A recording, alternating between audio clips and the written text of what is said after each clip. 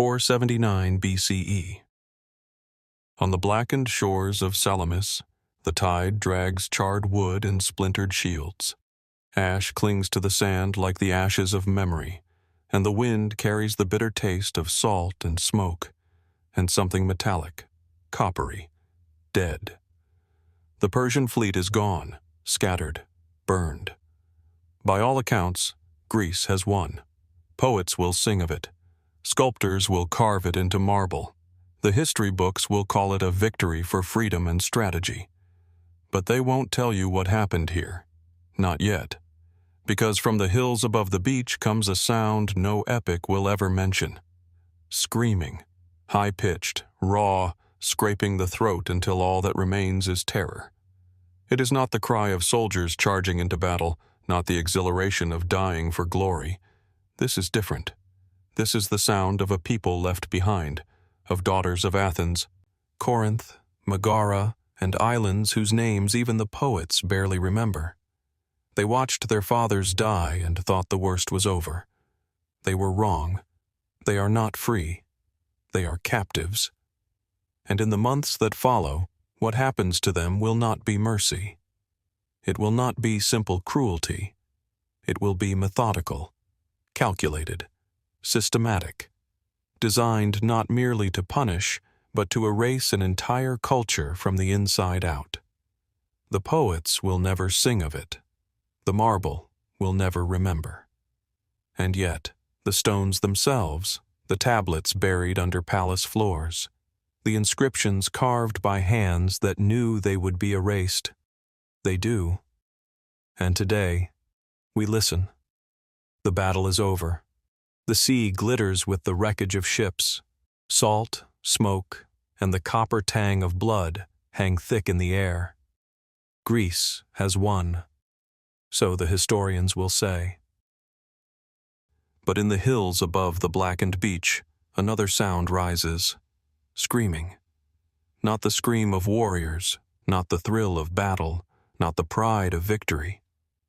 These are the screams of the women and children who survived the slaughter, the children of Athens, Corinth, Megara, and scattered islands, now captured by the Persian army as it begins its slow, deliberate retreat. The beaches of Phaleron are littered with abandoned belongings, sandals half buried in ash, torn tunics, children's toys, a fragment of a lyre blackened by fire. Mothers clutch children to their chests, trying to hide them from the soldiers who sweep down the slopes, their boots kicking up dust and charred debris. Fathers, where they survived, lie scattered or floating in the shallows. The living are about to join the dead in a different kind of slavery, a slow, deliberate erasure that history will ignore. If you've ever wondered why certain chapters of history are told through the lens of men on battlefields and not the women left behind in the ruins, you are in the right place. Here on Crimson Secrets, we dig into the archives long forgotten by the world. The secrets and memories buried under palace floors, the mass graves no one talks about, and the testimonials carved into stones by people who knew they'd be erased. Before we continue, if you are drawn to documented records like these stories, kindly hit the subscribe button. Every like, every share helps us uncover more hidden accounts deliberately left out of the ears of the world. Return with me to those shores to learn more about what your textbooks chose not to tell you. The horrible tragedy of Hellas's daughters cannot be understood until we first dig deep into the mechanism that destroyed them. His name is Xerxes. Xerxes wasn't just a king. He was the living embodiment of an empire that stretched from the Indus to the Aegean. An empire that didn't conquer through brute force alone, but through a system so efficient, so deeply embedded in Persian culture, that it functioned as a second government. It was called the Harem system. But that word misleads. It wasn't about pleasure. It wasn't about luxury or silken cushions.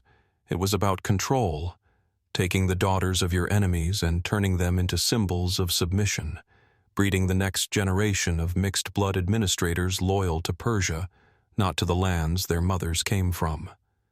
When Xerxes invaded Greece in 480 BCE, he brought 500,000 men. Soldiers, yes, but also slavers, scribes, and officials whose job wasn't to fight. It was to catalog every city that fell, every island that surrendered, every village that resisted and burned. They documented it all: who lived, who died, and most importantly, who could be taken. The girls were the priority. Not because the Persians were uniquely cruel. Many ancient empires did this. But Xerxes understood something most conquerors didn't. You don't just defeat a people by killing their men. You defeat them by taking their daughters and ensuring the next generation grows up speaking your language, worshipping your gods, forgetting their mothers ever had another home. By the time the Persian army retreated after Salamis and Plataea, over 40,000 Greek women and children had been absorbed into the Persian administrative network. 40,000. Most were shipped east to Sardis, Susa, or Persepolis. Some were placed in estates as domestic labor.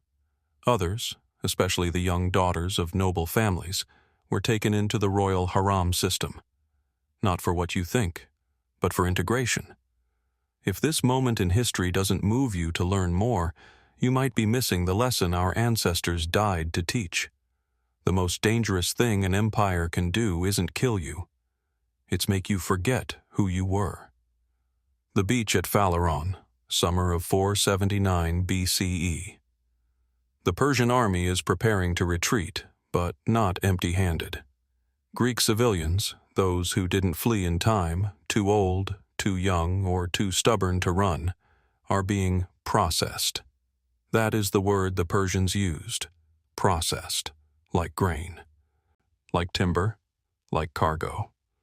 Artaxerxes, a Persian general, oversees the operation. His name appears on administrative seals found in the ruins of Persepolis. He's not watching the battle, he's watching the harvest. Barifton, they call it, the taking of human yield. Girls under 12 are separated from older women, destined for different fates. Girls aged 13 to 25, the prime age for integration, are examined personally by Artaxerxes. A girl from Megara, 16, hair matted with dust and salt, her tunic torn, is pulled from the line. She doesn't resist, not because she is compliant, but because she has already learned the cost of defiance. Her mother screams anyway. A soldier strikes the girl across the face, but not to kill. Resistance is unnecessary. Fear is enough. Inside a nearby tent, a Persian scribe records her details on clay tablets: age, height, condition of teeth, scars, evidence of virginity. These aren't soldiers. They are administrators. This is bureaucracy, the weapon of empire. A seal from Pipilis, translated in the 1930s by archaeologist Ernst Herzfeld, reads bluntly, "Delivered to Susa, 120 Greek females, ages 14 to 22, sorted and prepared for royal service from Athens, Thebes, and Corinth. Condition acceptable. Condition acceptable." Here, human lives are inventory, not people. Not all girls are sent east immediately. Some are kept in camps along the coast of Asia Minor, sometimes for months. The Persians learned a key principle. If you take a woman and immediately place her in service, she resists. She remembers. She hopes someone will come for her, that her city will ransom her, that the gods will intervene. Breaking her first, stripping her of her name, her language, her sense of self, makes integration smoother. Violence alone does not suffice. Humiliation and enforced participation in her own erasure are far more effective. Clyice of Corinth, 13, survived. Decades later, she returned to Greece as an old woman and left an inscription at a temple near Olympia. "I was Clyice, daughter of Nicodemus. They took me in the year of the fire. They gave me a new name. I will not speak. I served in the house of the king's cousin for 16 years. When they freed me, I had forgotten the hymns my mother taught me. I have come here to remember. This stone will remember for me 16 years. The camps weren't prisons. They were re-education centers. Girls were taught Persian, forced to adopt Persian dress, prepare Persian food, and perform Persian rituals. Resistance brought starvation. Compliance brought marginal relief. By late 479 BCE, the first wave of Greek captives reaches Susa, the administrative heart of the Persian Empire. The city is vast, glittering, and impossibly alien to a girl from a Greek village. Columned halls soar higher than any temple in Athens. Gardens bloom with flowers that have no Greek names. The air smells of incense, cardamom, and something sweet she cannot identify. The royal harem, misunderstood by modern imagination as a brothel, is in fact a political institution.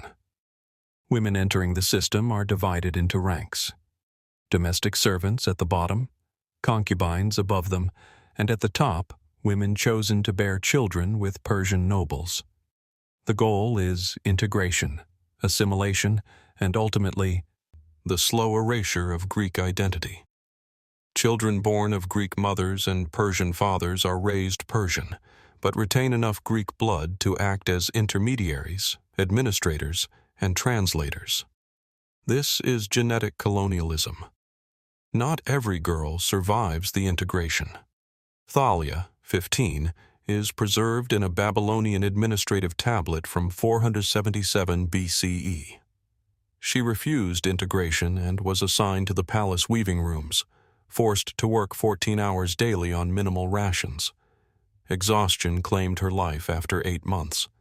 Roxain, meaning bright, survived integration, bore a child with a Persian steward, and wrote to her sister in Thessal around 470 BCE.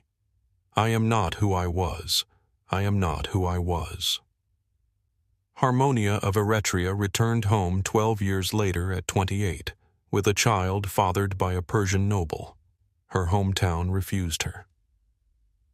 Archaeologists confirm skeletal trauma, malnutrition, and evidence of early childbirth across multiple sites. By the mid-5th century BCE, thousands of Greek women and children had been absorbed into Persian households, serving in administrative, domestic, and military capacities. Descendants, fluent in Persian, governed Greek territories, carrying the authority of the empire. Language, customs, and memory were rewritten, generation by generation. Mass graves in Sardis and along the Aegean coastline show skulls facing west, as if even in death they were trying to return home. The empire conquered not only land, but bloodlines. Greek historians celebrated battles, but the daughters of Hellas became shadows. Their graves, letters, and inscriptions survive, their voices whispering through the stones. Victory in battle is easy to measure. Ships sunk, armies defeated, territory reclaimed. But the true cost of war is invisible. The daughters of Hellas paid with names, identities, and memory. The sword does not kill memory, but bureaucracy does. These women disappeared from history, but not entirely. As long as we read, translate, and remember, they are still here. Not as they wanted, not as they deserved, but still here. The price of war is always paid by those we do not name. If this story moves you, haunts you, and reminds you how fragile memory can be, remember their names. Read the stones. Translate the tablets. Keep their voices alive. The daughters of Hellas are gone, but not forgotten. Before we continue exploring more untold histories, kindly hit the subscribe button. Every like, every share, every comment helps us uncover more hidden accounts deliberately left out of the ears of the world. If you want to dive even deeper into the hidden histories the textbooks ignore, the full records, the inscriptions, and the archaeological evidence, we've compiled everything into a detailed eBook. You can download it now and explore the lives of the daughters of Hellas, their stories, and the bureaucracy of the Persian Empire in full. The link is in the pinned comment section. Thanks for watching.